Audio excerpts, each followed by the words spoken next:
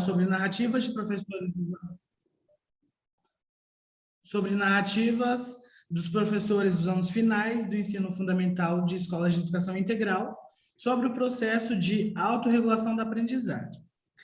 Esse projeto de pesquisa, ele foi financiado pelo CNPq e ele faz parte do grupo de pesquisa da PUC de formação e trabalho docente.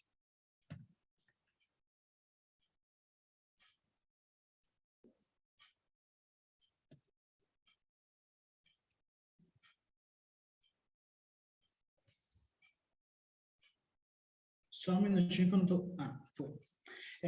Então, a perspectiva da aprendizagem autorregulada tem gerado profundas implicações, não só de maneira como os professores devem interagir com os alunos, como também na forma como as instituições educacionais devem ser organizadas, né?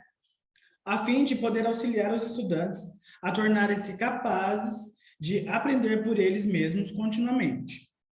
Essa é uma definição de Emílio Polidoro, de 2017.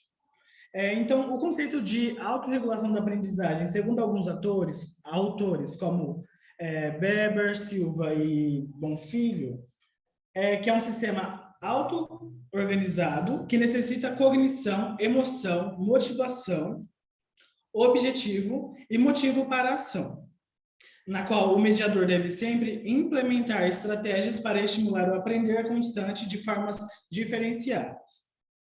E aí, Zimmermann, que é um autor que a gente utiliza como base para esse estudo, ele vai falar que a aprendizagem autorregulada ela é vista como um processo proativo que os alunos usam para adquirir habilidades acadêmicas, como adquirir também definir metas, selecionar e implantar estratégias e monitorar a eficácia de cada um, em vez de um exemplo reativo que acontece aos alunos devido forças impessoais, né?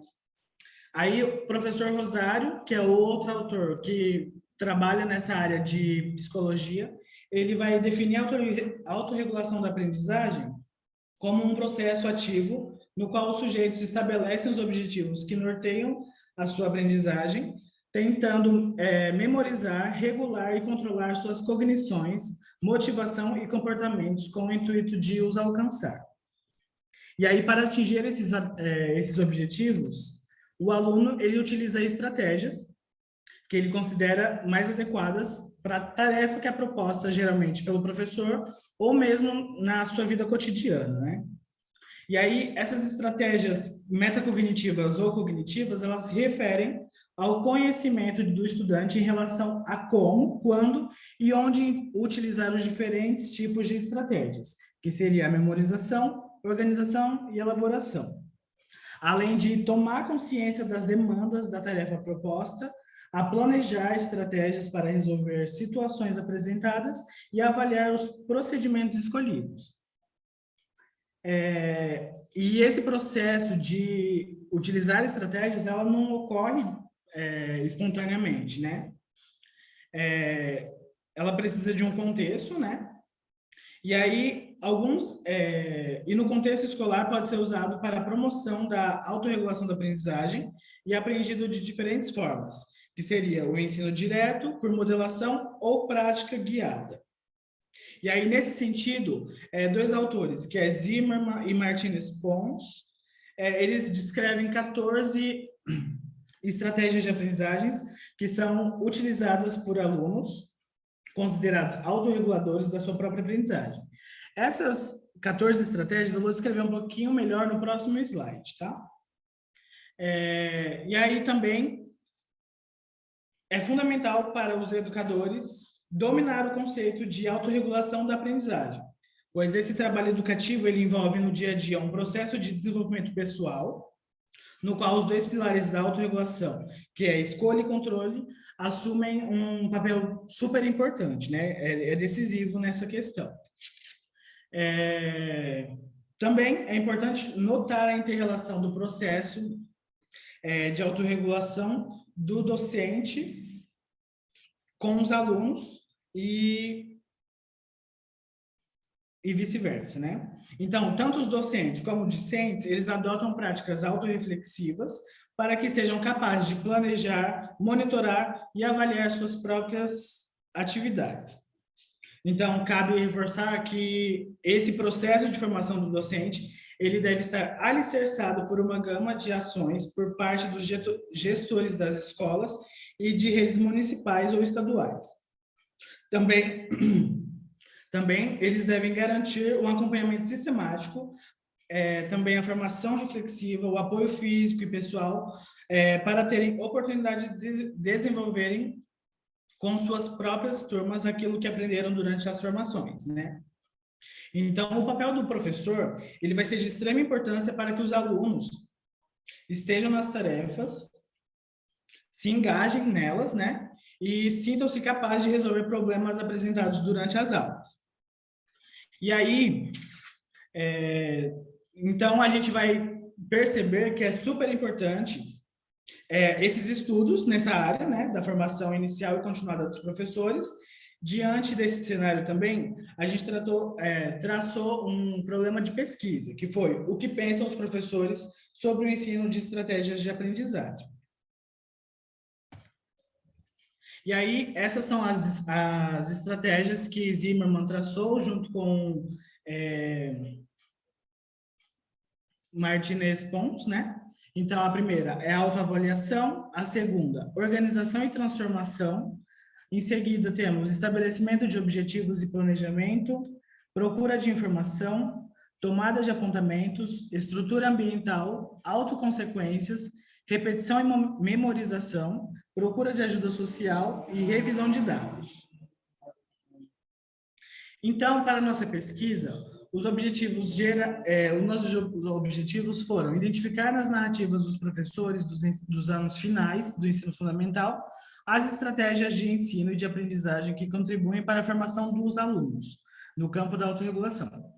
E aí, dentre os específicos, estão identificar por meio do levantamento bibliográfico os principais conceitos relacionados à autorregulação da aprendizagem, acompanhar encontros do grupo de estudo para intercâmbios relacionados às práticas pedagógicas, aos desafios da sala de aula e ao planejamento pedagógico, no qual a gente considera o ensino de estratégias autorregulatórias.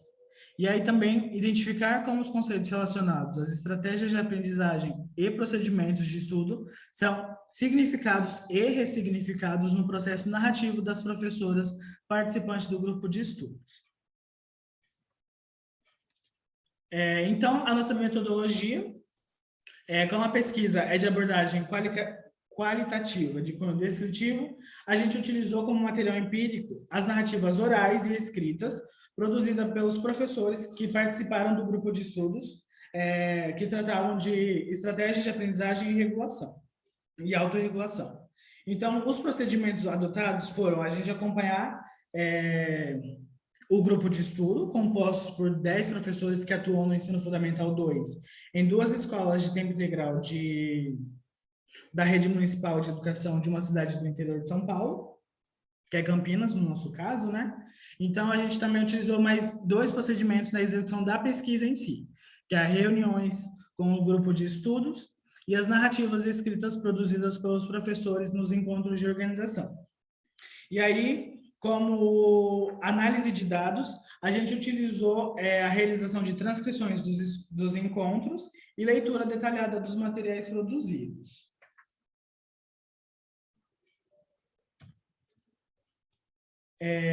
A organização do material produzido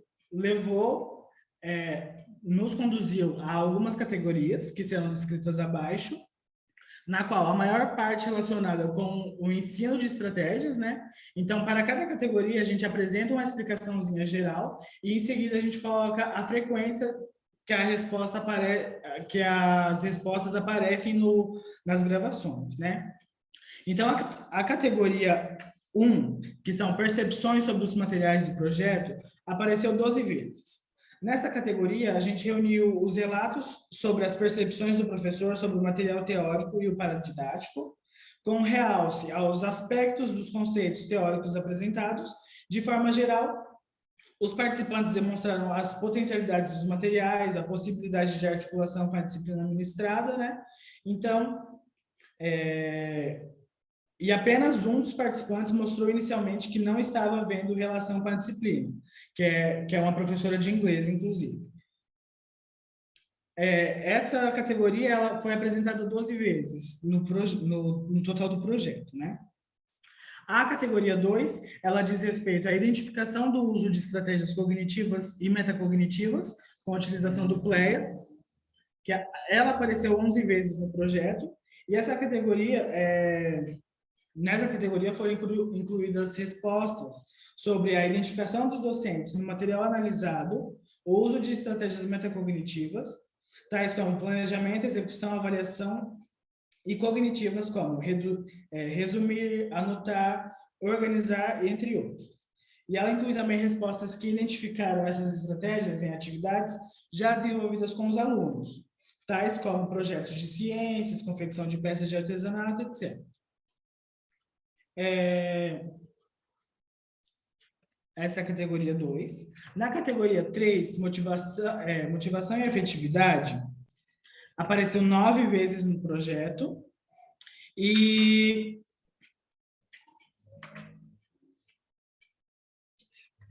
ela, em vários momentos sobre a discussão dos materiais, os professores reportavam alguma experiência vivida em sala de aula, né? Então eles trazem muito o empírico, mostrando alguma ação que os alunos eram capazes de fazer e que eles não esperavam. Nessa categoria também foram reunidas as respostas que indicavam esse reconhecimento e questões como autoestima, autoeficácia, afetividade, capacidades dos alunos e algumas situações de conflito que envolvem a motivação. Essa categoria foi apresentada 9 vezes no projeto. E aí na categoria 4, que foi apresentada 4 vezes, é o papel do apoio social no aprendizado de estratégias. Então, a gente organiza narrativas que retratam a influência social do aprendizado das estratégias, né? E aí, ao analisar o contexto educacional atual, né, as mudanças causadas pelo advento da pandemia do Covid-19 geraram novas exigências para a formação continuada dos professores, principalmente as que são atreladas ao uso mais intenso da internet e aos processos de aprendizagem em situação de ensino remoto. Então, dificuldades como ausência de equipamentos ou acessos tanto dos professores como dos alunos, a falta do contato com os alunos, os retornos sobre a realização ou não das atividades propostas, elas são apontadas de forma bem recorrente também nas reuniões dos professores. Então, foi possível identificar que a autorregulação da aprendizagem ela pode contribuir para novas reflexões por parte dos docentes e auxiliar na busca de novas soluções para os problemas enfrentados durante e pós a pandemia. No sentido de promover aos professores e aos seus alunos o desenvolvimento da autorregulação emocional e da aprendizagem. Então, verificamos aí que as narrativas revelam a importância do papel do professor, que são fundamentais para que os alunos aprendam a agir de forma estratégica e intencional, e estabelecer objetivos para a realização de tarefas escolares e usar estratégias cognitivas e metacognitivas. Então, essas 4 categorias que foram apresentadas anteriormente, elas indicam, né, que os professores, eles indicaram os aspectos centrais dos materiais estudados, revelando a compreensão de que a aprendizagem autorregulada pode sim ser promovida através da modelação e da experienciação de múltiplas oportunidades de desenvolvimento de uma aprendizagem independente, e também que, embora os conceitos de autorregulação fossem trabalhados a partir do paradidático Desventuras do Testes, que é um paradidático que a gente utiliza no estudo, notou-se que alguns professores eles viram a possibilidade do ensino das estratégias de autorregulação, né? Das estratégias de aprendizagem, serem trabalhadas em diferentes disciplinas, a partir da discussão de conteúdos em forma de infusão curricular. E aí as narrativas também revelaram aspectos interessantes, envolvendo a afetividade, a motivação e também a ausência desses fatores, né? E aí, por fim, também uma categoria que também chama a atenção é a que retrata a influência do apoio social nas aprendizagens, onde os docentes relataram vivências pessoais sobre tal aspecto, e o apoio social é um dos elementos que influenciaram, né?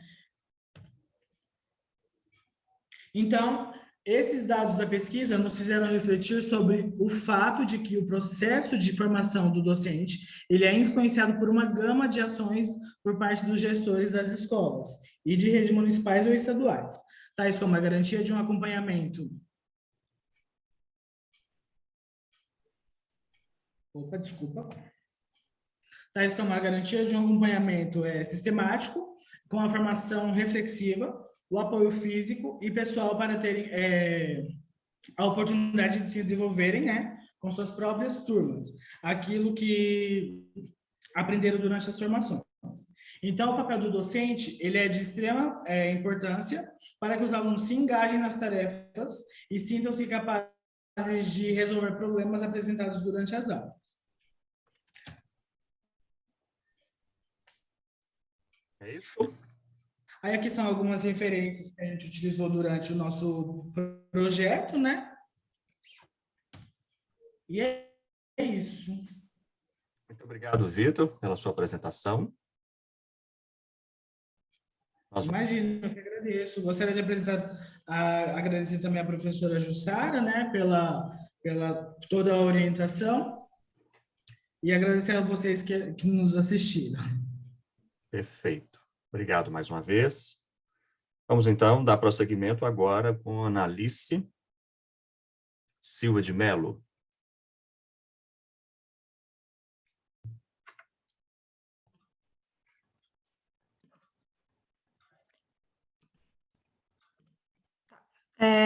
Tá falando aqui que você desativou. Ah, sério? Uhum. A quantidade foi automático. Vou voltar aqui novamente. Pode compartilhar.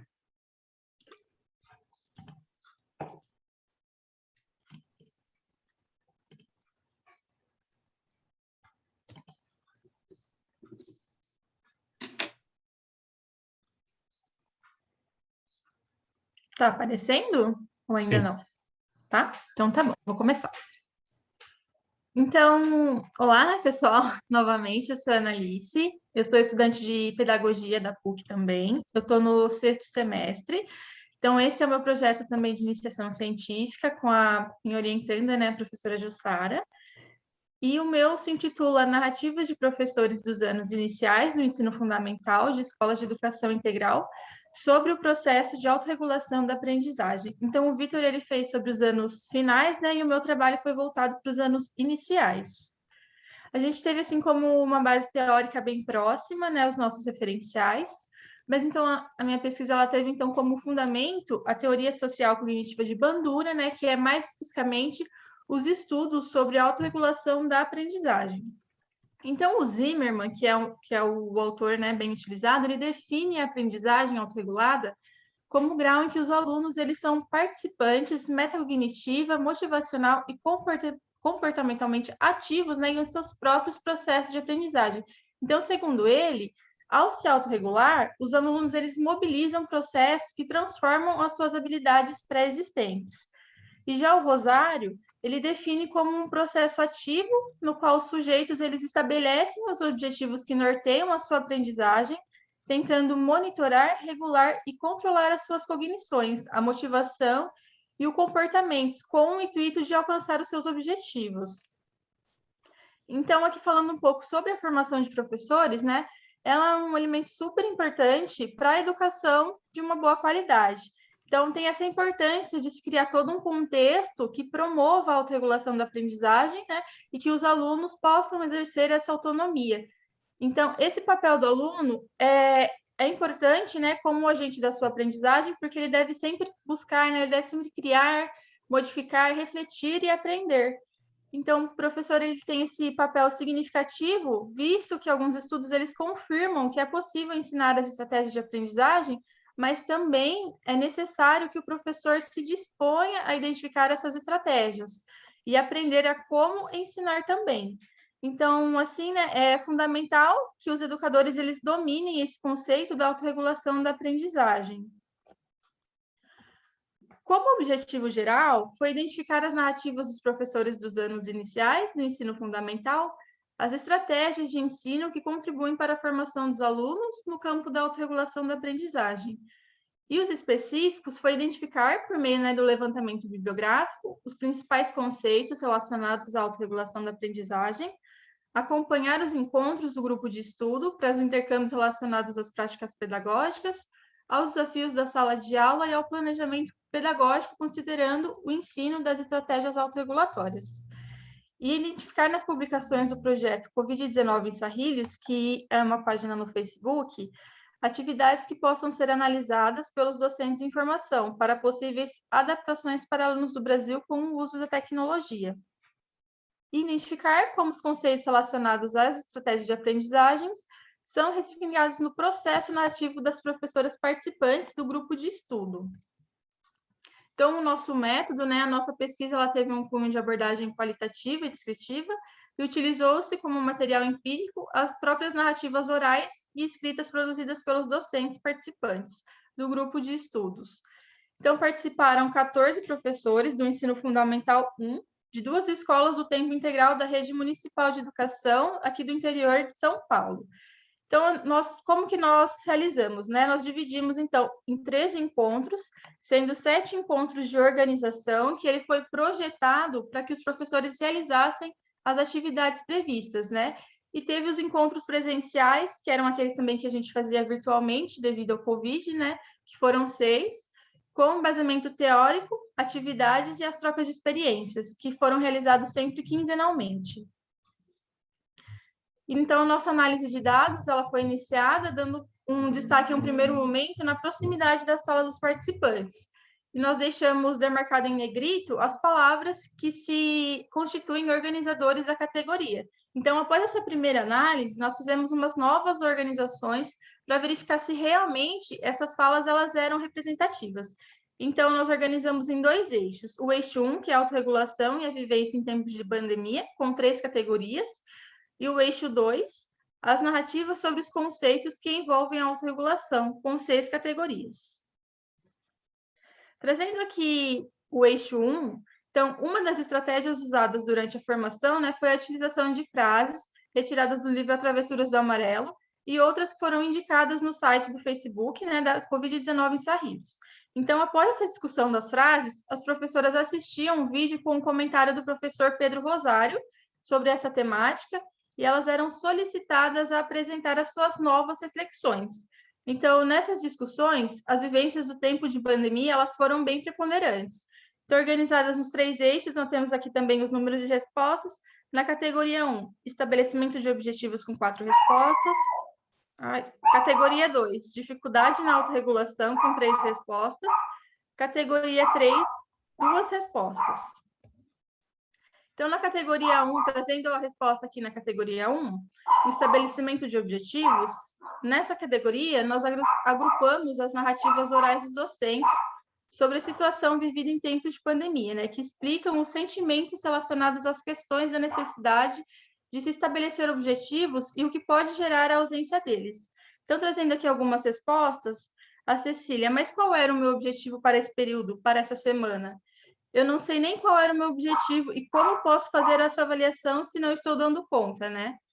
Já, Sabrina, na verdade, eu penso que nós, enquanto docentes, a gente dificilmente coloca a questão dos objetivos precisos. A gente sempre fica tateando alguma coisa. Lógico que nós temos um objetivo relacionado a determinado conteúdo, mas a gente não prevê os desafios que possam ser estimuladores para chegar a uma resposta. E a Flávia, que ela falou que eu gostei muito de quando ele define o que são objetivos.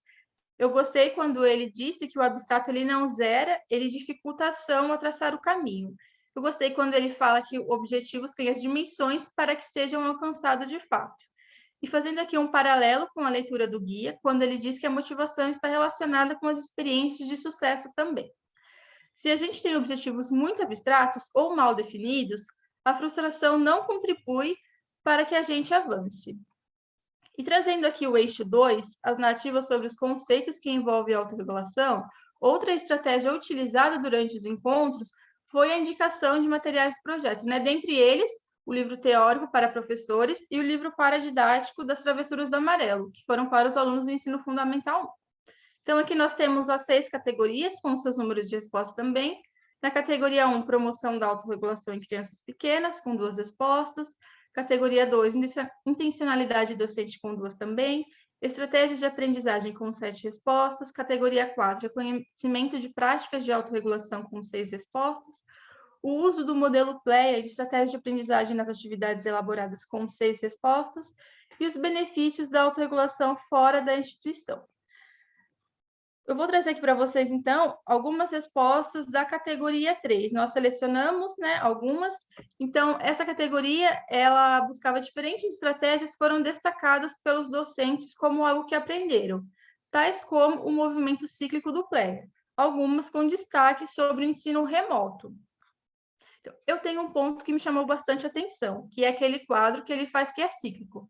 Só que dentro de cada um também está, por exemplo, na planificação, a avaliação e a execução, ou seja, outro ciclo dentro de cada ponto.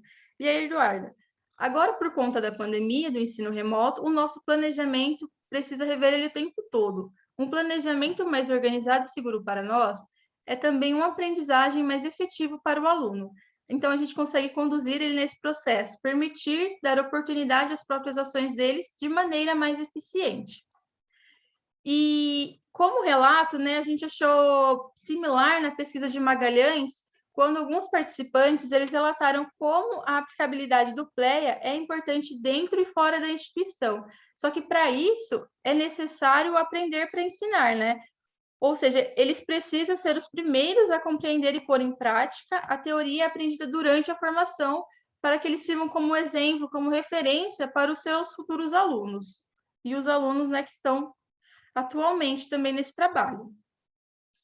Então, nas nossas considerações, né, inicialmente a gente constatou que a maioria já utilizava algumas práticas de autorregulação, só que somente após o embasamento teórico é que eles passaram a repensar e a ressignificar a maneira na qual eles estavam aplicando, né? Como, por exemplo, o PLEA, que passou então a ser praticado com frequência com os alunos a partir da história, As Travessuras do Amarelo. Também que os docentes, eles se apropriaram de estratégias de aprendizagem durante o período de formação e colocaram em prática, mesmo que remotamente, né, com algumas dificuldades, a questão de marcar as aulas e alguns alunos não entrarem, mas mesmo assim, eles ainda conseguiram. E também que a aprendizagem salienta, né, que a aprendizagem autorregulada, ela não se aprende somente a partir dos direcionamentos escolares nesse ensino fundamental, né? Mas a partir do momento que esses ensinos eles são colocados em prática no ambiente escolar. Então, eles têm que ser fundamentados e eles têm que ser intencionados. Então, aqui também algumas das nossas referências. E é isso. Obrigada. Muito obrigado, Annalise, pela sua exposição dentro do tempo. Eu que agradeço. Ok. Agora, em sequência, nós vamos acolher o trabalho da Márcia Paranhos. Estou abrindo aqui, deixa eu ver se eu vou apresentar.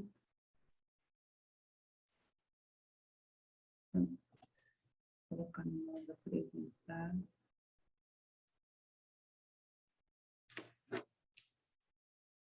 Tá certinho aí? Estão me ouvindo bem? Estamos. Então tá. Boa tarde a todos.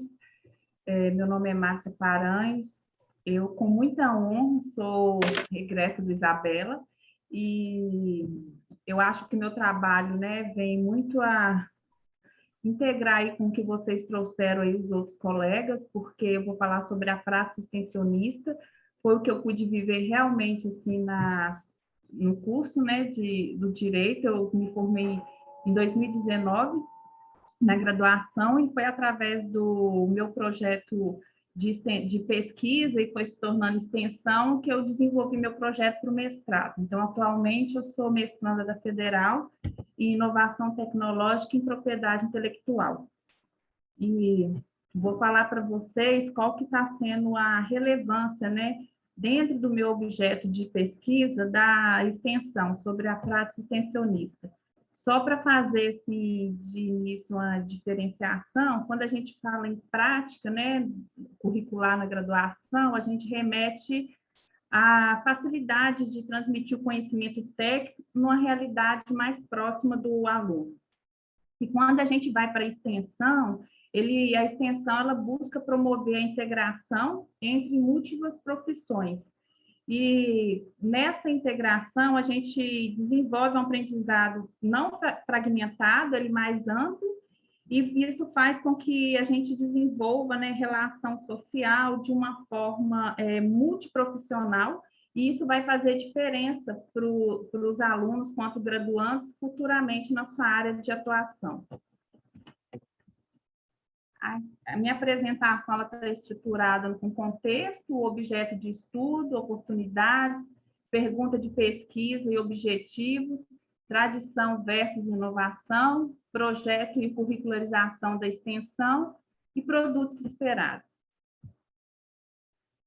Aqui nós temos, eu vou falar com vocês do arroz vermelho, né, que o nome do meu projeto é Levando inovações socioambientais e mercadológicas para o aumento da produtividade e qualidade agrícola da comunidade tradicional quilombola de Cachoeira dos Forros. E, historicamente, só para a gente fazer uma menção, como que esse arroz, né? A gente fala em arroz, a gente lembra muito do arroz branco, que é o mais popular, que todo mundo, né, tem acesso com facilidade, mas a gente sabe que existe uma gama grande, existe arroz preto, arroz vermelho, e reza, né, assim, segundo as lendas, né, e a história fala que ele chegou aqui no Brasil por volta de 1587, ele é originário da Ilha de Santiago, segundo Pereira, né, ele fala que no século XVII, ele entrou na capitania do Maranhão, e aí, com o passar do tempo, houve a dispersão para outros estados. E, atualmente, eu pesquiso na cidade de Passatempo, Minas Gerais, a produção e cultivo desse arroz vermelho. Trazendo para vocês aqui um contexto, aqui é o seu Antônio, na comunidade, ele cultiva o arroz vermelho, né? E desde 2018 eu faço parte do projeto de extensão no Isabela mesmo, né? No curso de Direito, então ele é intitulado Projeto de Pesquisa e Extensão, Direito ao Desenvolvimento como Direitos Humanos das Comunidades Tradicionais, a proteção da propriedade intelectual, da biodiversidade e dos conhecimentos tradicionais. Desenvolvido pelo Núcleo de Prática Jurídica do Centro Universitário Metodista Isabela Hendricks, e vem realizando um trabalho de pesquisa e extensão com a comunidade tradicional quilombola de Cachoeira dos Forros. Em parceria, a gente tem várias pessoas, né? Nós formamos um grupo multidisciplinar de pesquisa, que é o GMP, e ele é composto por integrantes da própria comunidade, mas também de professores e alunos de diversas áreas, né? E além das parcerias pública e privada que nós conseguimos fazer contato para poder estar auxiliando nas necessidades da comunidade. Qual que é meu objeto de estudo, né? Meu objeto de estudo é o arroz vermelho, na cidade de Passatempo, na comunidade quilombola, e desde 27 de abril de 2010 ela é reconhecida, né, pela Fundação Palmares. Não existe atualmente nenhuma disputa de terra para esse quilombo, mas nós sabemos que em outros quilombos existe até hoje mesmo que exista a regulamentação, mas existe às vezes vários quilombos que ainda discutem essa questão da terra, posse, precário ou não, e aí são outras demandas, né, para cada quilombo, tem uma realidade. E também que visa perpetuar o legado da tradição cultural deixado por seus antepassados, né? Essa comunidade, ela busca resgatar esses conhecimentos tradicionais para que ele não se perca com o tempo. Isso. E aí, quando a gente começa a aprofundar, né, na área do direito, o pessoal vai falar assim, mas o que essa moça que é do direito está procurando trabalhar com o arroz, né, com a agricultura em si? E me despertou apesar que eu fui lá pelo núcleo, né, para fazer atendimentos jurídicos em termos de disputas particulares e outras de terra, foi a demanda a início, né, que eles procuraram a gente, e nós podemos descobrir outras dores, né, outros quesitos que eles tinham necessidade, mas a gente não conseguia, a momento, suprir isso tudo, né? E o que eu tenho pesquisado, o que eu tenho percebido, que isso é uma coisa em constante movimento, essas dores que eles têm, as oportunidades que vão aparecendo e as vantagens também, mas que isso vão, no nosso relacionamento, né, desenvolvendo, e a gente vai percebendo isso. E aí a gente pôde perceber que existe uma oportunidade muito grande de um nicho no mercado quando a gente fala de arroz especiais, que a gente pode relatar o preto, o vermelho, existe também uma classificação do branco, que são tidos quanto arroz gourmet. E nessa percepção, nesse nicho de mercado, segundo a Embrapa, é um mercado que está em crescente evolução. Existe uma demanda para esse arroz ele ser visto, né, e reconhecido de forma de um valor assim diferenciado no mercado. E com isso a gente pode observar essas oportunidades e começar a se questionar, né, quais são as dores, né, para que isso aconteça. E a gente pode perceber que existe uma dificuldade muito grande na constância da produtividade para o arroz e também na qualidade do produto, né? Porque a gente não deseja que eles percam a tradição cultural deles, mas também existe esse mercado, um produto que tenha um grão, né, com a qualidade alta. E as vantagens, né, que a gente pode fazer uma análise dentro do que foi observado, tanto de oportunidade dessas dores, foram que eles teriam quanto uma produção, né, que ela é desenvolvida manualmente, de forma orgânica e sem agrotóxicos, então isso, assim, valoriza o grão deles. Também um alto valor nutritivo, quando a gente começa a estudar o grão, né, e a gente nós mandamos para a Embrapa para fazer a análise desse grão e a gente começa a observar quais são o valor nutritivo desse arroz e a repercussão sobre o marketing verde, né, a ser estruturado de forma paralela à sua projeção gourmet. Então, quando a gente junta todas essas informações, isso vem tudo de encontro com a prática das extensões, entendeu? Porque ele junta essa oportunidade de você estar vislumbrando um só produto, como a produção do arroz, e ele vai te levar para várias outras áreas, porque você precisa fazer uma análise, você precisa conversar com o marketing, você precisa conversar, ter essa interdisciplinaridade com outras áreas. E nisso tudo eu pude concluir, né, assim, enquanto pergunta de pesquisa, que foi como inovar no processo da produção do arroz vermelho até a sua comercialização na comunidade tradicional quilombola, como que a gente pode trazer inovações sociais, inovações em vários socioambientais, né, para que não se perca essas tradições, mas que também eles atendam a esse nicho de mercado. E aí a gente pode pensar, eu quanto, né, graduada em Direito, a necessidade de se ter uma denominação de origem, né, a propriedade intelectual, várias ferramentas jurídicas, né, dentro do direito que dão proteção a essa cultura, né, essa cultura não, essa produção desse arroz, que vai fazer com que ele seja reconhecido no mercado com alto valor agregado para ser um nicho de arroz gourmet. Então, nossos objetivos, né, foram discutir sobre o modo como se dá inovação na comunidade tradicional e sua importância para a mudança de escala de produção, e também proteger os conhecimentos tradicionais e alinhar as inovações que possam ser proveitosas para atingir o objetivo de comercialização do arroz.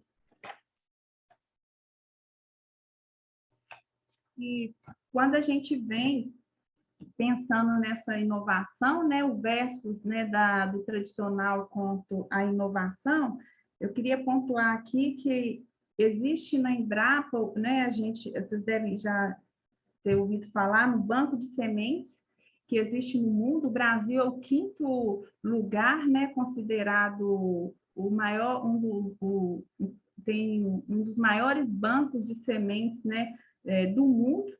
E a Embrapa é a Empresa Brasileira de Pesquisa Agropecuária. Então, os saberes tradicionais são de extrema importância porque ajudam na preservação, manutenção e até no aumento da diversidade biológica dos locais onde vivem. Então, resguardar, né, a forma de cultivo, a tradição, resguardar essa semente desse arroz é muito importante, né? E nós sabemos que o Brasil é o celeiro aí, né, com relação à alimentação para o mundo, tem grande importância. Outra questão com relação à inovação, né, a gente pode falar, segundo Phillips e Miller, que afirmaram que a inovação social é a melhor construção para compreender e produzir mudanças sociais duradouras, e que as inovações sociais, segundo Brandt, Neumann e Border, as inovações sociais surgem surgem a partir da identificação da demanda, interação entre atores no sistema social e são concebidas por meio do aprendizado coletivo e da colaboração mútua. Denotam a importância das interações no desenvolvimento de inovações sociais. Márcia, então, perdoe te interromper, tá? Já está acabando meu tempo, né? Já tem 12 minutos. Desculpa. Tá. E aí faz importante nesse recorte e da gente poder estar resguardando, né, esse recorte histórico e esse know-how que eles têm, né, que é o saber fazer desse arroz. E aqui são as parcerias que nós temos, né, na nossa rede de apoio entre vários privados, né, e parceria pública também. E produtos esperados que a gente pretende fazer, né, a comercialização do arroz. E aqui é uma notazinha do cliente que ele já tem em Curitiba e São Paulo, e a gente está nesse processo, nesse desenvolvimento para marketing, para poder estar trabalhando. Então, eu agradeço a atenção de vocês, me coloco à disposição. Muito obrigada. Nós te agradecemos, Márcia, pela apresentação do seu trabalho. Muito obrigado aí pela sua participação, né? Toda vez que eu vejo você falar do seu trabalho, fico com vontade de comer esse arroz. Eu preciso acessá-lo. Vai ter que comer o arroz, eu falo com o pessoal. Nós temos que ir lá na comunidade para vocês comerem realmente da forma tradicional que ele é servido lá. Mas existe, né, a questão é que a gente está olhando de fazer um catálogo gourmet mesmo, né, com relação de outras formas de estar consumindo arroz. Perfeito, muito bom. Em prosseguimento, nós vamos acolher o trabalho do Christian Matosinhos. Está aqui conosco? Sim, estou aqui. Eu vou passar os slides e o Eric, integrante do meu grupo também, que vai apresentar. Perfeito. Márcia, vou pedir para você desabilitar aí seu compartilhamento. É verdade, desculpa, gente. Vou fechar aqui. Eu acho que... No canto superior da sua tela, tem interromper compartilhamento, na hora que você levar o mouse. Superior. Do lado... Não é o programa, é no vídeo. Leva o seu mouse para o canto superior. Deve aparecer interromper compartilhamento.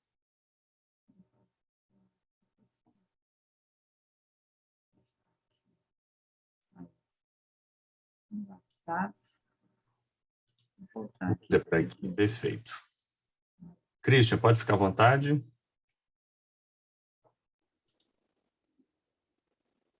Tá certinho aí? Tá, sim. Perfeito, fique à vontade. Boa tarde, gente. Meu nome é Eric, eu sou estudante do curso de Ciências Biológicas no Isabela Hendricks.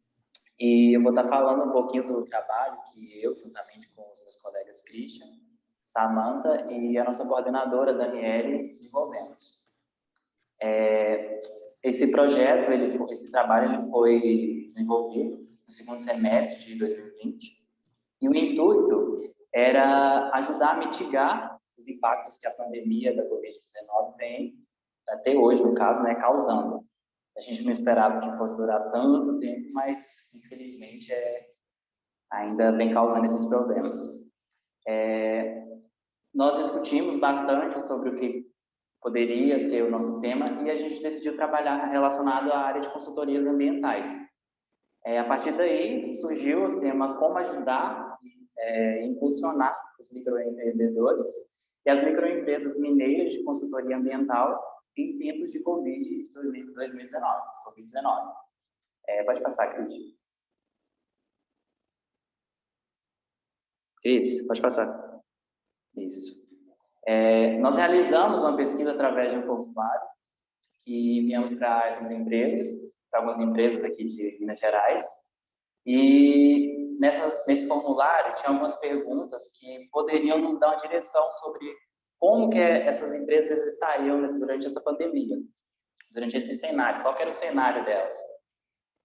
Algumas dessas perguntas incluía também uma proposta de divulgação sobre no Instagram, na plataforma digital do Instagram, e se elas aceitariam que nós divulgássemos o trabalho delas através do nosso perfil. Algumas empresas aceitaram, e dentro dessas perguntas, a primeira pergunta que a gente fez foi qual que foi, se elas tiveram um aumento ou se tiveram uma queda durante a pandemia. 50% responderam que tiveram uma queda e 50% responderam que tiveram um aumento. Foi bem equilibrado isso. A gente ficou até meio surpreso. Mas, diante disso, a gente pôde seguir com outras perguntas. Pode passar, Cris. Dentro dessas perguntas, outra delas era sobre os impactos negativos que a pandemia trouxe sobre essas empresas de consultorias ambientais aqui em Minas Gerais. As empresas que nos responderam, elas alegaram a ausência de contato, a perda de parcerias, que por conta dessa ausência, as pessoas começaram a deixar de procurar os seus trabalhos, e acabou tendo essa ausência, essa perda, né, inclusive das pessoas que já trabalhavam com eles. Eles relataram também a ausência de atividades práticas, porque devido às normas, eles não podiam ir a campo para realizar essas atividades. Relataram a queda do faturamento e, consequentemente, a falta de capital, porque estava tendo ausência de contato, estava tendo queda de faturamento, estava faltando também o capital para eles investirem em novos trabalhos. Pode passar, Cris. Mas, quanto aos impactos positivos, que foi uma outra pergunta que a gente fez, eles relataram o trabalho online, que, de acordo com as empresas, facilitou bastante o trabalho deles, e com isso também eles puderam desenvolver novos projetos, porque foi uma nova visão, né? Eles alegaram também agilidade de análise, porque já tornou tudo mais fácil, então conseguiu tornar também mais ágil o processo. E os novos meios de divulgação, que foi uma chave também, tanto quanto o nosso trabalho, de poder chegar às pessoas de uma forma diferente do que eles já vinham fazendo. Pode passar? Diante disso, a gente também teve a questão do que eles esperavam depois da pandemia. Aí, nesse período pós-pandemia, as empresas relataram sobre a questão de reavaliar e reinventar, pois o cenário seria outro, então não teria como eles seguirem da forma que eles já vinham trabalhando, né? E com isso, diversificar os métodos de trabalho para que possivelmente crescer novamente no mercado e, enfim, alcançar os objetivos. Pode passar. Aí, ainda nessa questão de reflexos no futuro, nós trouxemos aqui um trecho do poeta Augusto dos Anjos, do poema A Esperança, que diz: a esperança não murcha, ela não cansa, também como ela não sucumbe à crença. Vão-se os sonhos nas asas da descrença, voltam os sonhos nas asas da esperança. O que a gente quer trazer com isso? Que não só quanto questão das empresas de consultorias ambientais, mas quanto questão de nós, pessoas mesmo, que se a gente desiste, se a gente deixa de ter esperança, a gente está desistindo dos nossos sonhos também. Então, acho válido que a esperança é uma coisa que você tem que manter firme para dar certo. Se não está dando certo ali naquele momento, você pode tentando, que a gente vai conseguir. Pode passar. Aí, por fim, a gente, com as respostas que a gente obteve, a gente conseguiu criar a plataforma no Instagram. Inclusive, quem puder e quiser seguir lá, @consultoriasambientais.mg. E, através dessa plataforma, a gente pôde estar divulgando essas empresas que aceitaram participar do nosso trabalho, de forma que a gente estaria mostrando as suas atuações, os seus diferenciais, e assim as pessoas pudessem contatá-las, né? Sejam por meio de obter mais informações, ou seja, para contratar para os seus serviços. Pode passar, Cris. Aí essas foram algumas empresas que a gente conseguiu a parceria para poder estar divulgando. Algumas provavelmente vocês já devem conhecer, a @biotrópica, a Eco Consultoria, a @Bioma Consultoria Ambiental. Pode passar. A CVA Ambiental, a @Horizonte JR, a Serviço Ambiental e a Trilhar. Dentro dessa divulgação, a gente deixou em cada post os perfis de cada empresa, a gente deixou e-mails, telefone para contato, tudo para estar facilitando para as pessoas a entrar em contato com elas. A gente conseguiu também bastante informação, trocar informações, e foi uma experiência muito legal, inclusive. E até hoje a gente mantém esse perfil ativo, a gente está sempre postando alguma coisa lá sobre o trabalho dessas empresas, algo que a gente acha interessante, queremos que também vocês possam achar interessante. E se vocês quiserem estar seguindo também o perfil dessas empresas, pode procurar lá no perfil do nosso Instagram, que tem cada uma delas especificadas lá, e até mesmo outras empresas também que, embora na época não tenham aceitado, a gente não tenha conseguido manter contato, mas hoje em dia a gente está divulgando também outras empresas, e para trazer mais informações e poder conseguir estar mitigando esses impactos que a pandemia veio causando para essas empresas. Inclusive, um retorno que a gente teve de algumas foi que elas conseguiram, sim, mais pessoas, mais seguidores, mais pessoas para estar entrando em contato, para estar interessando no trabalho delas, e a gente achou isso muito gratificante. No mais, é isso. Agradeço pela atenção e espero que tenham gostado do trabalho, e se tiverem mais interesse, a gente vai estar disponível para estar explicando. Inclusive, obrigado. Muito obrigado, Christian. Muito obrigado, Eric, pela apresentação do trabalho. Novamente, nós vamos ouvir a Márcia Paranhos. Tem mais um trabalho? É isso, Márcia? Tem, professor, novamente. Então, vamos lá.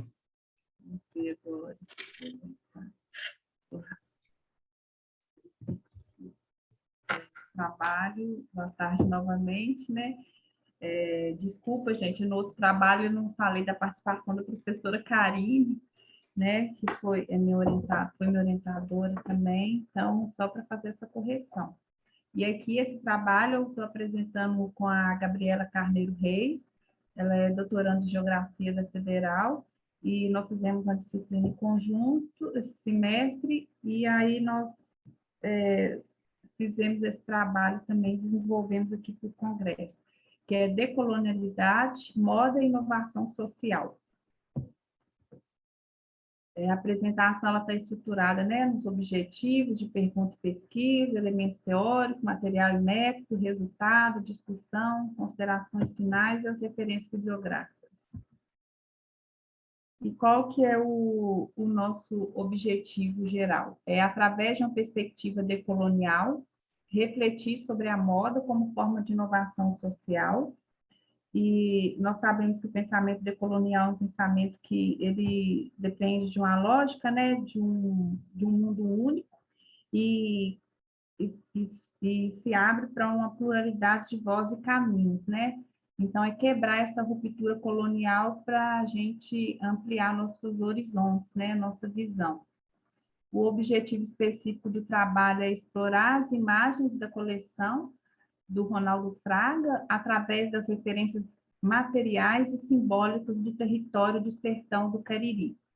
As perguntas de pesquisa foram: onde a moda pode ser um elemento colonizador? Se sim, como decolonizar a moda? Ou como ela pode ser um elemento decolonizador a partir da inovação social? Engraçado que não está passando, professor. Parou. Acho que é meu sinal de internet. Está me ouvindo, professor? Alô? Sim, Alô? consigo te ouvir, Márcia. Está me ouvindo? O meu Sim. está mudo. Ah, tá. Então tá. Então parei. Meu slide não está passando. Tenta passar. Não está fazendo a transição, não? Não estou fazendo. Vou apresentar novamente. Você quer me enviar por e-mail? Travou. Eu vou enviar para o senhor por e-mail. Vamos fazer o seguinte, então. Você envia pelo WhatsApp ou pelo e-mail? Agora acho que deu, professor. Olha só. Ah, então tá bom. Ó. Vamos prosseguir, então. Aí eu falei isso. Agora são os elementos teóricos, né, do trabalho, o debate decolonial, as formas de exploração e de expoliação que os povos originários do Sul sofreram no percurso da história, a moda em si, que proporciona mudanças de cunho social, viabilizando propostas mais sustentáveis, e a inovação social. Ela nasce de novas necessidades, desejos e expectativas que afloram, né, mudanças culturais, sociais e comportamentais. Deu problema, professor. Não estou conseguindo... Aqui, ó. Quando eu clico, ele vai. Materiais e métodos, pesquisa descritiva qualitativa, a moda como elemento decolonizador, inovador e inclusivo, aliada à tecnologia e visando a sustentabilidade. O objeto de estudo foi um estudo de caso único, né? Como eu havia falado, a coleção de roupas e acessórios foi o desfile Terra de Gigantes para o verão 2022, inspirada e rodada em formato de video fashion, e ela foi produzida no sertão do Cariri. Nós sabemos que, devido à pandemia, não houve o Fashion Week 2021, que aí seria o lançamento para as coleções 2022. Então, o estilista Ronaldo Fraga Mineiro, ele inovou nesse quesito, né, que ele trouxe um reconhecimento para essa região do sertão do Cariri, uma região localizada, né, no estado do Ceará, e ele agregou, né, os elementos daquele local, fazendo essa proposta, né, inovadora com relação dele atender a demanda do desfile, mas nessa perspectiva. E as fontes, imagens e narrativas coletadas por meio do Fashion Film Terra de Gigantes. Aqui nós temos os atores envolvidos, que é a modelo, Suane Moreira, nascida em Juazeiro, ela é neta de Cariris, né? Ele deu esse recorte, né, com relação a trabalhar as pessoas do local em si, o criador do desfile, que é o estilista mineiro Ronaldo Fraga, intitulado Terra de Gigantes. E aqui eu vou começar a passar para vocês o caderno, né, um pouco da criação, como que ele fez esse desenvolvimento, ele, né, montou essa coleção, qual foi, né, as partes assim, que ele salientou, e aí ele trouxe os elementos, né, as cores, os elementos da paisagem, como a flora e a fauna, os bordados em flores, né? E a gente pode ver o vestido, né? Que é inspirado pelos retratos presentes nas casas dos moradores daquela comunidade do Sertão do Cariri. E ele levou isso tudo para sua coleção e fez essa inovação, né? Nessa coleção dele agora para 2022. Aqui nós temos a referência do território do Sertão do Cariri. A gente trouxe um pouco do local, né? Contextualizando, aqui a gente tem várias figuras, né? Do local em si, a cosmovisões, a religiosidade estão presentes tanto na história quanto na paisagem do território do Sertão do Cariri. Ele consegue, né, abarcar isso tudo para a roupa dele, valorizando, né, esse quesito religioso, porque eles são muito religiosos. Já na imagem 3, nós podemos perceber a manifestação, quando a gente fala dessa cosmovisão, dessa religiosidade, né, ele traz a manifestação cultural daquele território, que ela vem ao longo dos anos. E um autor que a gente teve contato, que chama Nego Bispo, ele fala que a religiosidade, ela possibilita entender como as pessoas vivem e percebem a vida.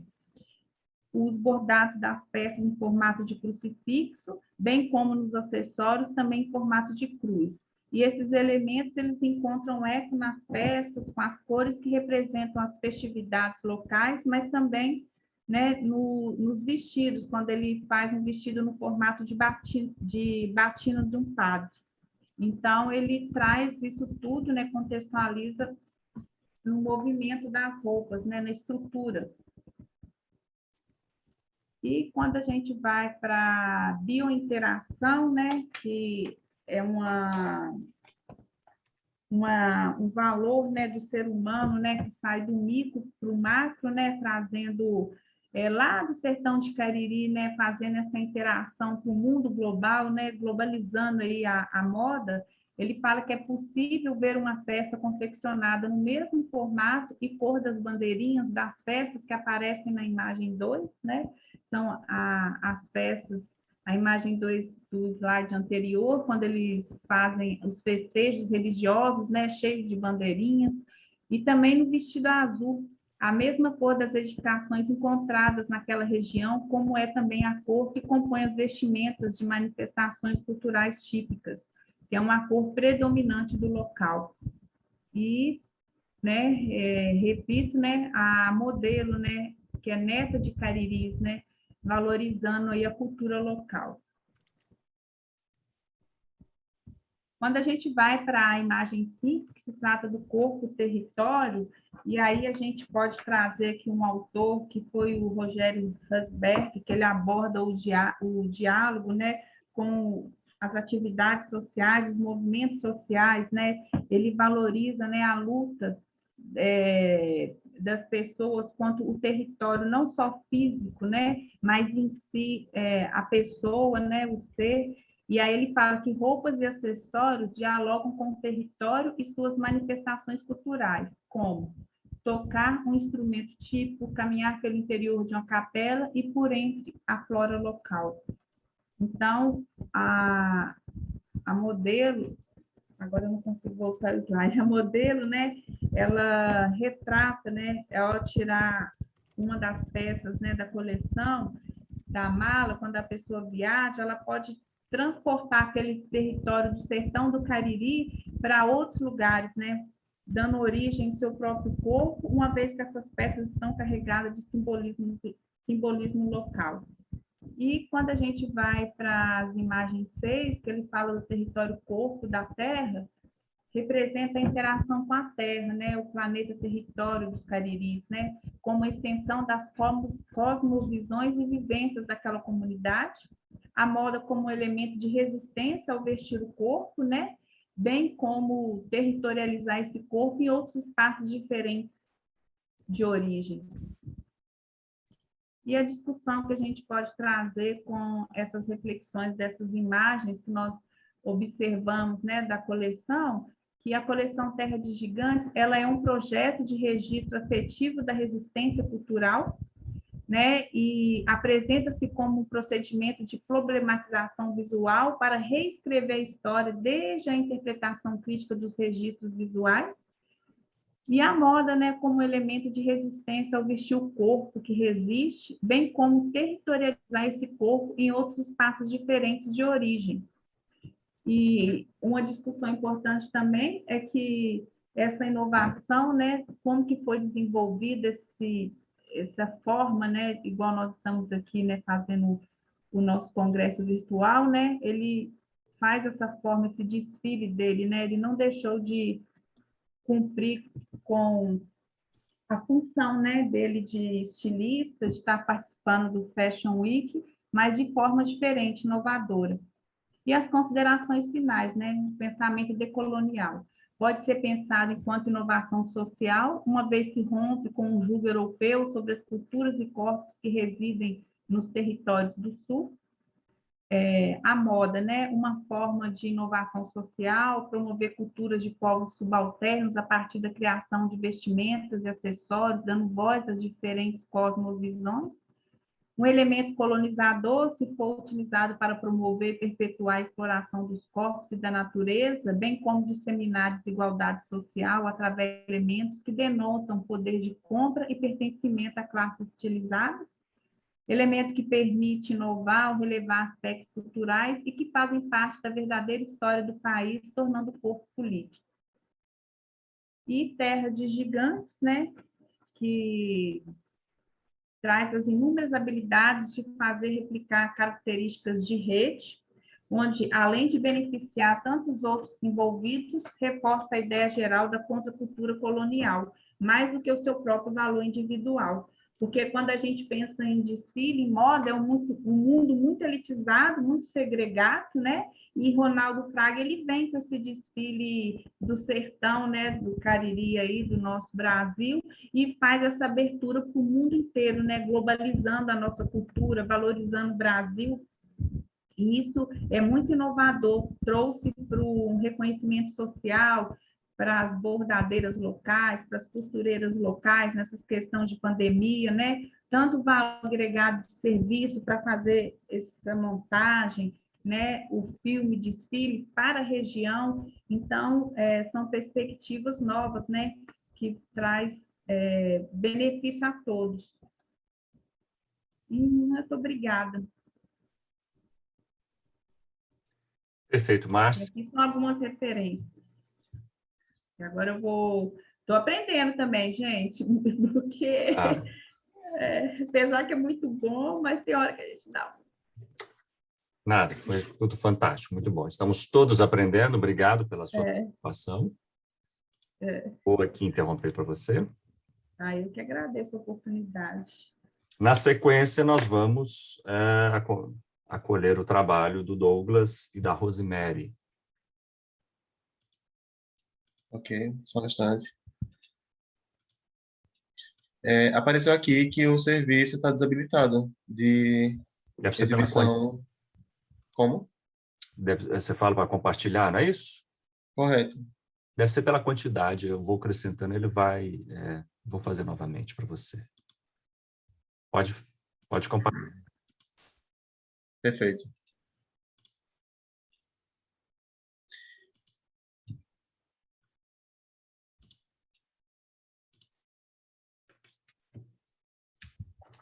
Todos conseguem ver? Sim? A transição está ok? Perfeito. Muito obrigado. Boa tarde a todos. Meu nome é Douglas de Savieira. Eu sou aluno do curso de Secretariado Executivo da Universidade Federal de Sergipe. E a orientadora desse trabalho é a professora doutora Rosemary Ferraz Sabino. O tema desse trabalho é a percepção dos estagiários sobre a carreira em secretariado executivo.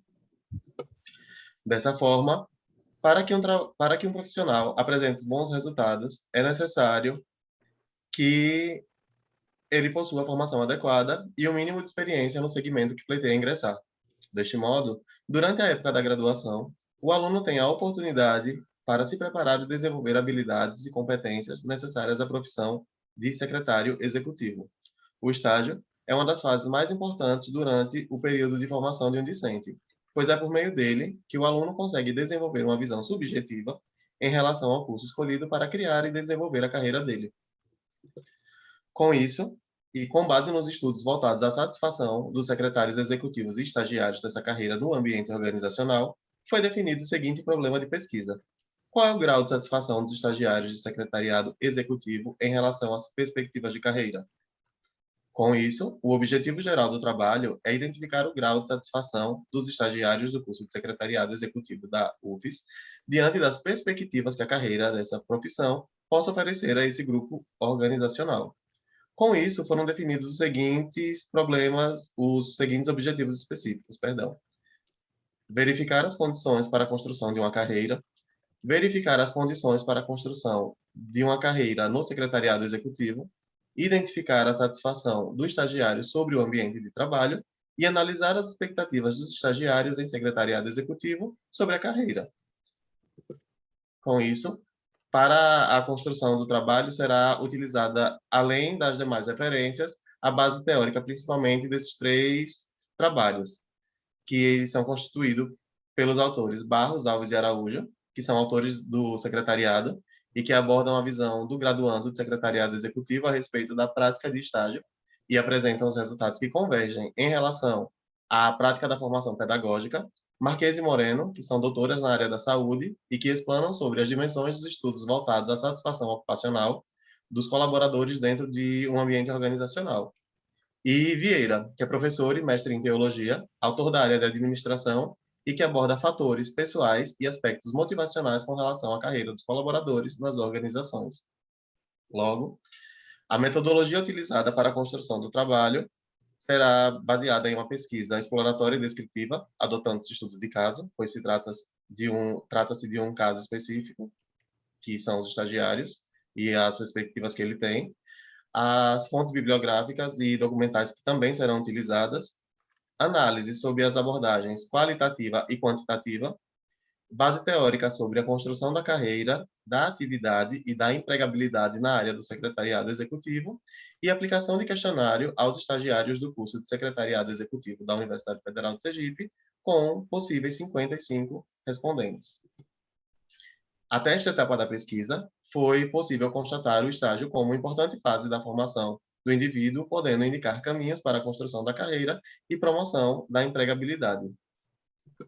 Essas são as referências citadas anteriormente e as fontes de onde elas foram aproveitadas. Eu encerro a minha apresentação e fico à disposição da banca para qualquer dúvida. Muito obrigado. Muito obrigado, Douglas, pela participação e a sua exposição dentro do tempo. Perfeito. Muito obrigado. Gostaria de saber se os participantes Vitor, Jadson ou Jucimara estão presentes?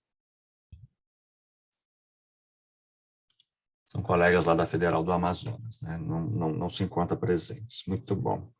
Nós temos, então, o trabalho da Rosemary para fechar a nossa banca, correto? Estou correto? Rosemary Eduarda. Rosemary é a orientadora. Ah, sim. Ok, Eduardo. Vou tentar apresentar. Pronto. Estão conseguindo ver? Sim. Está passando os slides? Tá, perfeito. Pronto, perfeito. Boa tarde a todos. Meu nome é Eduarda Pimentel. Sou estudante de secretariado executivo na Universidade Federal de Sergipe, orientando também da professora doutora Rosemary Ferraz Sabino, e o tema do meu trabalho é docência universitária como carreira para o secretariado executivo. Bom, a determinação da escolha da carreira é um elemento que já faz parte da essência da vida do estudante e, em algum momento da sua trajetória, o estudante precisará pensar ou até mesmo repensar sobre a sua futura área de atuação profissional. Sendo assim, a motivação pela presente pesquisa, pelo presente estudo, se deu por meio dessa observação diante dos alunos do curso de secretariado executivo e diante das suas escolhas profissionais, que ainda torna-se necessário observar que a docência pode ser uma escolha profissional para esses discentes e, por isso, tentar compreender esse trajeto até a atuação como docente universitário é importante. De mesma forma, esses estudantes ficam diante de várias incertezas no que se refere ao atual cenário social e econômico, e essa realidade pode afetar diretamente ou indiretamente a inserção dos indivíduos no mercado de trabalho. Portanto, a escolha da carreira é uma das decisões mais importantes dos seres humanos, e compreender esse interesse pela docência universitária é importante para ajudar a delinear os próximos passos, por exemplo, durante o caminho na faculdade, e ainda mais sendo bacharel ou tecnólogo. Também a investigação do tema pode indicar, além dos próximos passos, as oportunidades que devem aproveitar durante a sua carreira acadêmica. Por consequência, para delinear o objetivo geral e os objetivos específicos que darão norte ao trabalho, foi disposto o seguinte problema de pesquisa: qual a percepção do estudante de secretariado executivo em relação à docência universitária como viabilidade de carreira? Sendo assim, o objetivo geral é analisar a percepção desses estudantes de secretariado executivo sobre a docência universitária como possibilidade de carreira. Para alcançar o objetivo geral, foi planeado os seguintes objetivos específicos, que primeiro, verificar os aspectos sociais, legais e profissionais que envolvem a formação docente universitária, também identificar os domínios necessários para a docência universitária em secretariado executivo e verificar os espaços e as ações demandadas para a construção de carreira docente universitária em secretariado executivo. Então, a metodologia dessa pesquisa será exploratória e descritiva, adotando o estudo de caso, também coleta de dados por meio de questionário direcionado a estudantes de secretariado executivo que compõem grupos de secretariado na rede social Facebook. Também será enviado por e-mail, com apoio do Departamento de Secretariado Executivo da Universidade Federal de Sergipe, aos discentes do curso. Possui como base teórica as fontes bibliográficas com as palavras-chave secretariado, educação e docência, e, portanto, será sob abordagem qualitativa e quantitativa. Para embasamento deste trabalho, os principais autores utilizados foram Bouza e Povagsel, 2017, são doutoras em educação, e enfatiza a ausência de uma preparação específica para a atuação na docência universitária. Dias e Barros, também doutoras em educação, explanam sobre a docência universitária com ênfase na atuação do secretário executivo ou secretária executiva nesse âmbito. Ferreira e Dávila, 2015, também doutoras em educação, buscam explicitar sobre a formação de docentes de ensino superior iniciantes e a forma que eles delineiam a prática de ensino-aprendizagem. Portanto, constatou-se até aqui que a carreira docente, embora exija investimentos na qualificação contínua, não é construída apenas por certificados. As experiências obtidas pelas vivências, pelo ensino e pela pesquisa são fatores que repercutirão nos domínios da docência necessários ao campo em que se leciona. Essas são algumas das referências usadas na pesquisa para a fundamentação dos assuntos de docência universitária, formação do secretariado executivo nesse campo e a construção de carreira de docente de ensino superior. Sendo assim, encerro a minha apresentação agradecendo a todos aqui presentes, em especial minha orientadora, Rosemary Ferraz Sabino, que também está aqui presente conosco. Sendo assim, como sou a última do dia, acredito que continuo disponível, então, para possíveis perguntas. Muito obrigada. Obrigado, Eduarda, pelo seu trabalho, aí à sua disposição. Vou pedir que todos abram, por gentileza, a menos que você esteja assim, muito impedido, né, de compartilhar seu vídeo. Agradecer a todos os nossos participantes. E temos aí um tempo, né, de 30 a 40 minutos aí para as reações, né, ou indicações aí de pesquisas futuras, como que a gente pode reagir. Mais uma vez agradecer, né, a essa banca que foi bastante eclética com os trabalhos aí da pedagogia, os trabalhos tramitando aí no social, né, o direito e a sua interface. Enfim, deixem aberto aí para vocês se conhecerem melhor e se desenvolverem, né? Como que cada um fez o trabalho. Só não vale julgar areia, né, professora Jussara? Porque isso a gente deixa para as bancas de TCC, mestrado e doutorado, né? Que é o local apropriado. Aqui todos nós crescemos. Professor José Aparecido, Rosemary, posso fazer uso da palavra? Sim, seja bem-vindo, professor. Fique à vontade. Muito obrigada. Quero parabenizar o senhor, é a segunda edição que os meus alunos e eu participam, eu gosto muito do congresso, do evento, é muito rico, né? Bem diversificados temas, aprendemos muito sempre. E eu gostaria de fazer um breve comentário sobre os trabalhos. Eu gostei muito de todos que foram apresentados nessa sessão. Quero ressaltar sobre os 2 primeiros trabalhos, aproveito para parabenizar os alunos pela apresentação e a orientadora pela proposta de iniciação científica sobre esse tema autorregulação da aprendizagem. Esse é um tema, no meu ponto de vista, extremamente relevante na atualidade da educação, principalmente pela necessidade de trazer o aluno para o centro do processo de ensino-aprendizagem.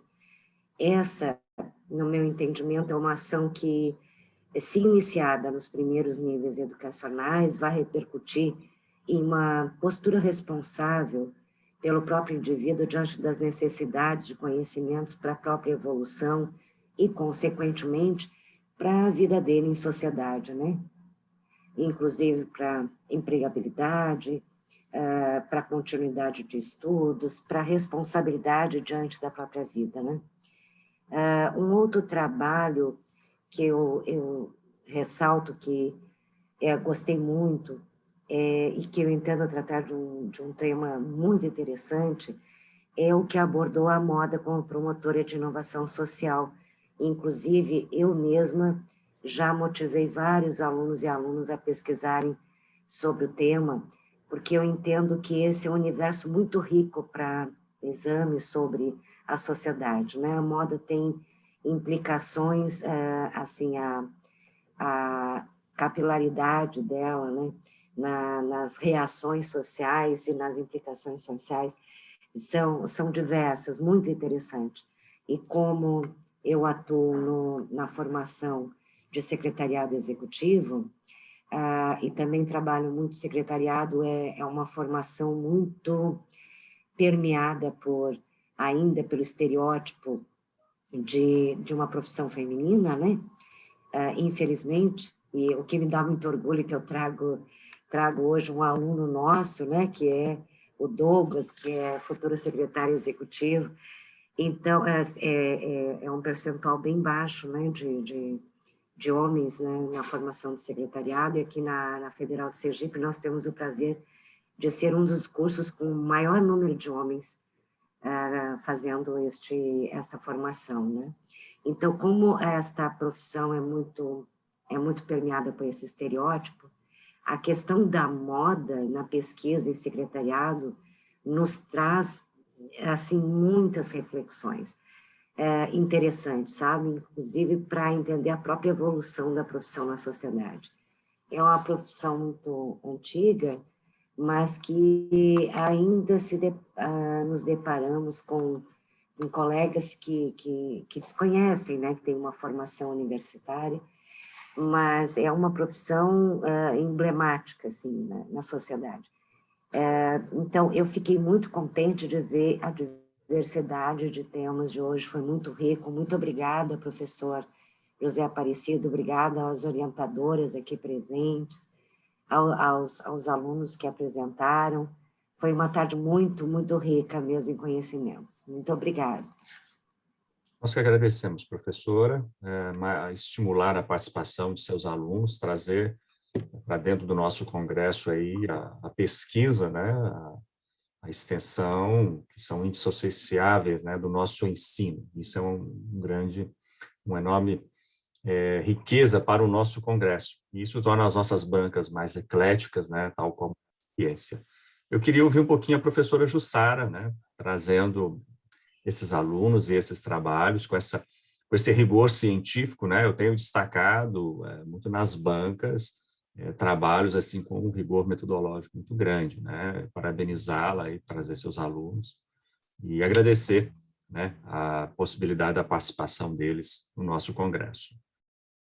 Eu gostaria também de agradecer, né, essa oportunidade, o aceite do trabalho. A gente passa por aquela expectativa, os alunos também, né? Será que o nosso trabalho vai ser aceito? E dizer que a gente teve uma tarde assim, muito de muito aprendizado, realmente, como a Rosemary colocou, né? Nossa, quantas áreas, e a gente fica até instigada a querer conhecer um pouquinho mais de cada um dos trabalhos. A gente sabe que o tempo é muito curto, né, para falar de tudo aquilo. Mas nós temos aqui na PUC Campinas, no meu grupo de pesquisa, especificamente com os meus orientandos, a gente tem se dedicado a esse estudo da autorregulação da aprendizagem, com os pequenos mesmo, né? Do 1º ao 5º ano, do 6º ao 9º, e a partir de um projeto, uma parceria que nós temos com a Universidade do Minho, em que os alunos, desde muito pequenos, são incentivados a pensar sobre sua própria aprendizagem, a tomar decisões, a controlar essa aprendizagem através de um modelo que nós chamamos, vocês escutaram o PLAY aí, né, um modelo cíclico de planejamento, execução e avaliação, mas que é trabalhado por meio de narrativas. Então, é um paradidático bastante lúdico e as crianças vão incorporando essas responsabilidades, o que a gente conversa muito, né? O que é ser aluno, como se portar diante disso. Os alunos, Analice e Vitor, responderam muito bem, né, a essa proposta e estiveram presentes todos os momentos, com mestrandos, com doutorandos. Eu acho que essa é o grande potencial da iniciação científica, a gente está junto, né, com uma diversidade. E eu tenho certeza que os doutorandos e os mestrandos aprenderam muito. E assim como a Rosemary colocou, nosso curso de pedagogia também é praticamente feminino, né? E o Vitor vem aí para, né, levar a bandeira dos homens no nosso curso e na pesquisa também. Então, queria salientar também esse posicionamento do Vitor, né, de estar aqui hoje, de representar o curso de pedagogia, né, também. E parabenizar todos que apresentaram, eu fiquei encantada, né, eu acho que especificar cada um dos trabalhos, mas fiquei encantada também com a dinâmica, né, apresentar projetos de extensão, eles são extremamente importantes. E pela condução do professor José Aparecido aí, muito tranquila, eu acho que deixou todos, né, bastante tranquilos na apresentação. Muito obrigada. Perfeito, né? Destacar o trabalho da Márcia, né? A Márcia, mestranda lá no UFMG, né? Foi a aluna do Direito. Márcia, eu não sei se assim, você tem informação, né? Claro, a professora Rosemary, a professora Jussara. As instituições de ensino superior estão passando, né, nesse momento, por uma transição muito grande, porque a lei, né, de exigência de 40%, né, da extensão curricularizada está entrando em vigor agora. Então, o nosso tempo findou. É um problema, né, professor? Não é verdade? Como acomodar?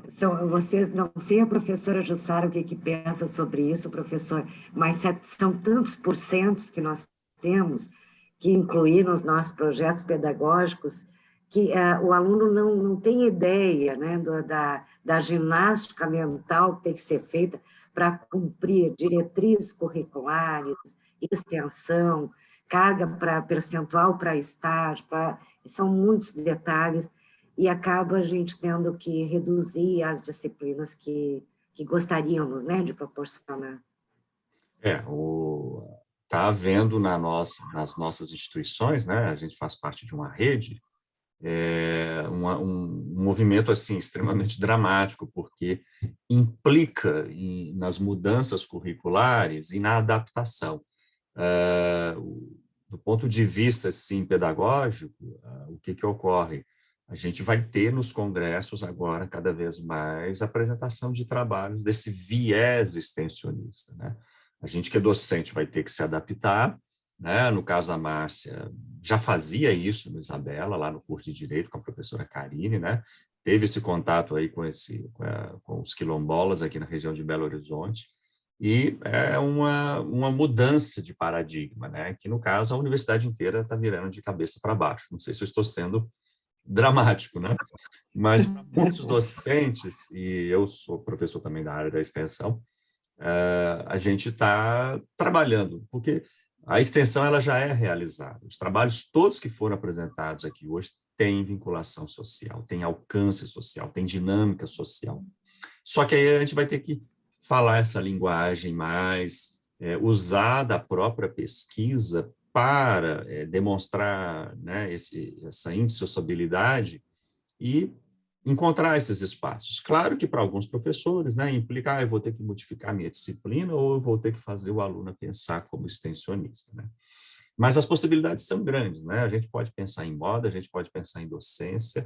Na verdade, acho que a própria pedagogia, ela é por si só extensionista, né? Porque é um fazer profissional que é feito na sociedade, é feito em relação com as vicissitudes, as necessidades, as diferenças cognitivas, a própria inclusão, né? Que aí a gente voltou a discutir uma coisa que estava cimentada, porque, né, o atual ministro da Educação fez declarações não muito felizes.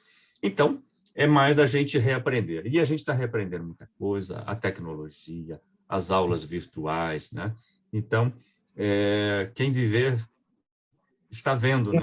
Quem está sobrevivendo à pandemia e quem está sobrevivendo a tanta modificação, né, a tanta mudança, estamos sobrevivendo, né, professora Rosemary? Professora... Com muito esforço, né, professor? Muito empenho.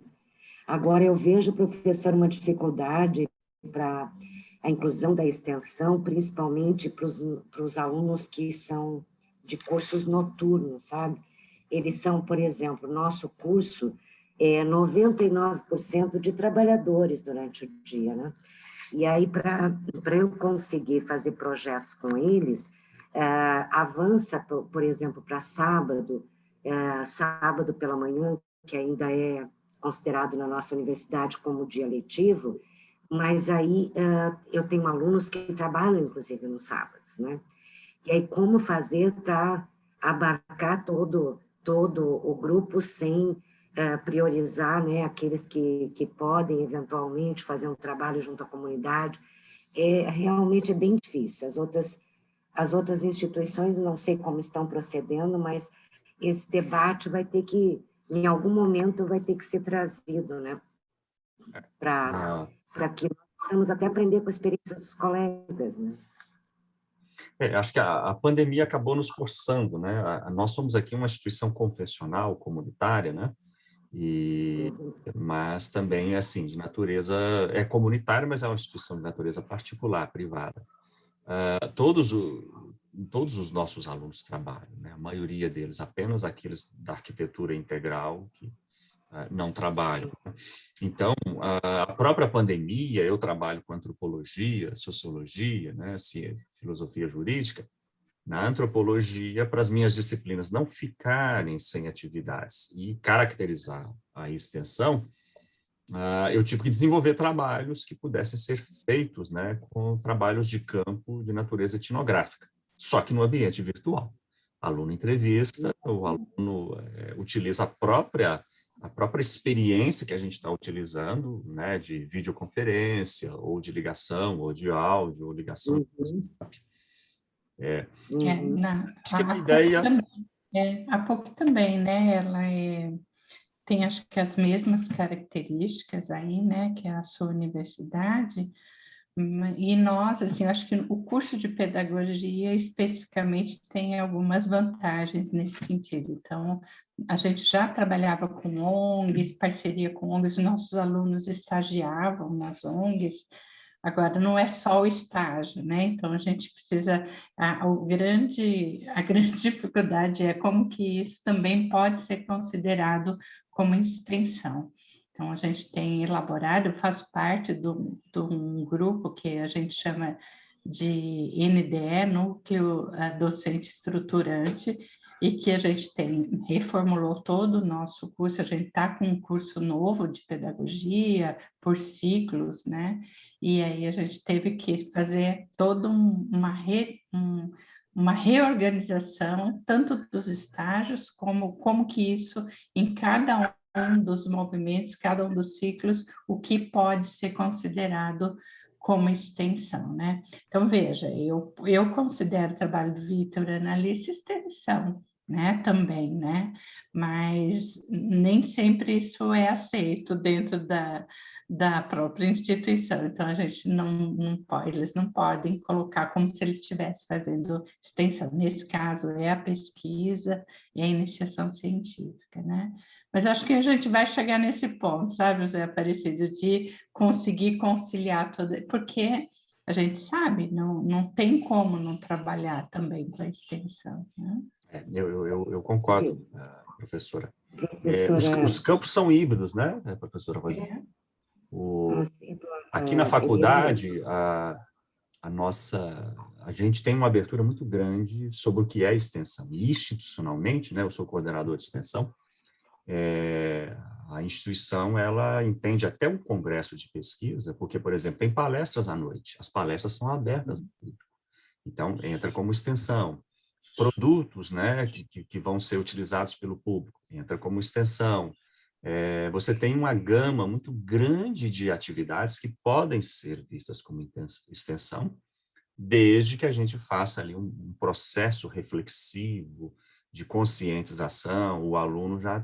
Aqui na faculdade, a dificuldade que a gente está tendo hoje, talvez seja uma grande pretensão da nossa rede de educação, é que a gente que tem alguns membros da extensão, coordenadores de extensão de outras faculdades ligadas à nossa, querendo que os trabalhos e projetos de extensão tramitem no Comitê de Ética de Pesquisa. Aí a discussão já é outra, né? Aí já fica mais difícil, né? Mas os campos são híbridos porque são indissociáveis, e concordo com você, a gente deve chegar a esse amadurecimento. Eu acho que eu interrompi a professora Rosemary. Sim, não, professora, eu só ia completar o que a professora Jussara mencionou da questão do estágio, porque na Federal de Sergipe, o estágio, inclusive, consta nas resoluções que, assim, claramente que ele é considerado o estágio não obrigatório, aquele que não faz parte da grade. Tem os obrigatórios, né, que os cursos exigem determinado número de horas, e tem aquele que o aluno pode buscar uma colocação com remuneração como estágio, né? Esse é considerado como também extensão, o não obrigatório. Mas nós fomos orientados de que, porque como praticamente todos os nossos alunos do nosso curso fazem estágio, então nós ficamos em dúvida, será então que estaríamos dispensados? Não estão, nós tivemos que formular uma espécie de uma grade, né, de quais atividades poderiam ser consideradas de extensão, além daquelas horas de estágio não obrigatório. Então, digamos que esse aluno comece desde o primeiro período com estágio não obrigatório.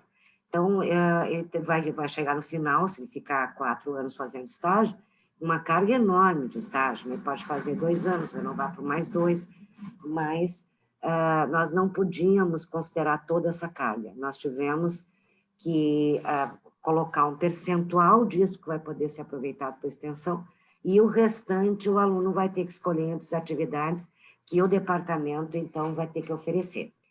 Então, tem uma atividade que é comum a toda a UFES, que é uma semana acadêmica, o restante só dá 20 horas, e o restante nós temos que cada curso tem que acomodar as suas atividades, e aí tem que estar analisando se realmente aquela atividade se configura extensão, né? Porque também na Federal, o congresso aqui, no meu ponto de vista, assim como a professora Jussara, eu entendo uma extensão, né?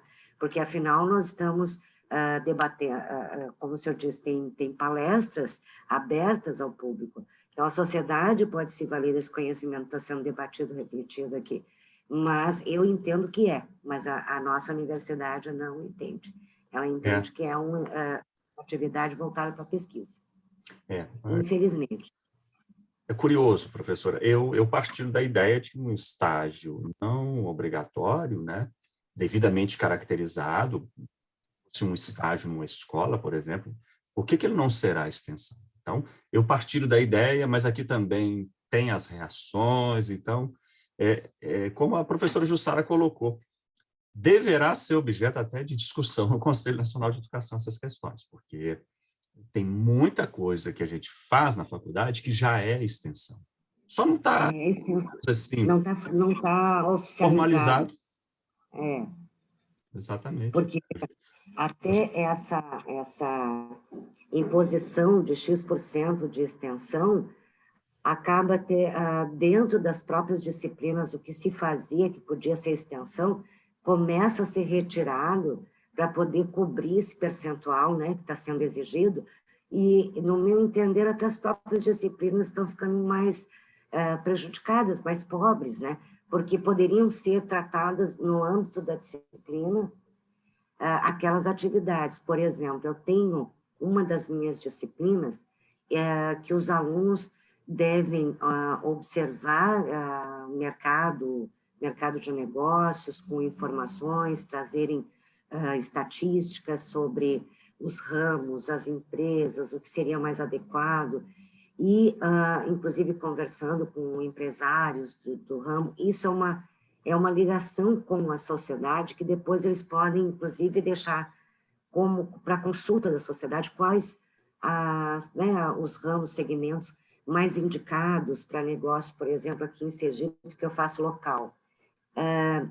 Isso não é considerado extensão.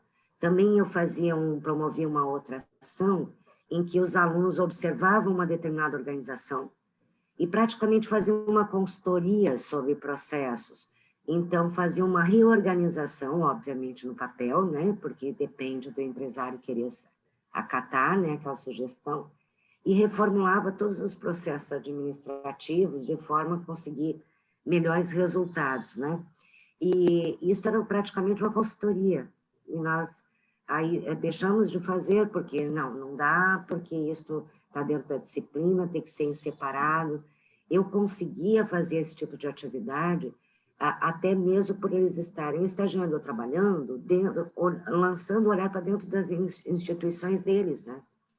E estavam contribuindo, porque não era um trabalho cobrado, né? Não era remunerado. Então, é o conhecimento da universidade que está indo para dentro da sociedade, por via das empresas, né? Mas não foi considerado extensão. Então, eu não sei, realmente, como o senhor disse, tem que ter uma discussão em nível de Conselho Nacional para melhor nos nortear sobre isso. Muito bom. Exato. Gente, eu coloquei aí no nosso chat, né, os trabalhos de vocês vão ser todos publicados em anais, né, os certificados vão ser enviados semana que vem.